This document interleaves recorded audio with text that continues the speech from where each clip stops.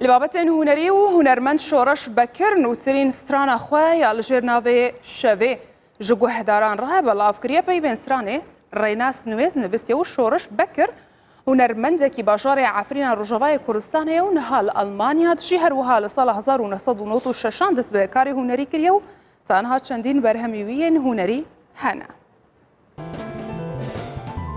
دیسا شب هات هدی هدی تن بیرا من روزین بره وکستر کب شوی را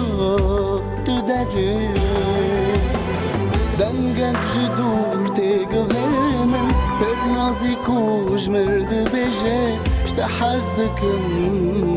وکی بره دیسا شب هات هدی هدی تن بیرا من روزین بره وکستر کب شوی را تو دره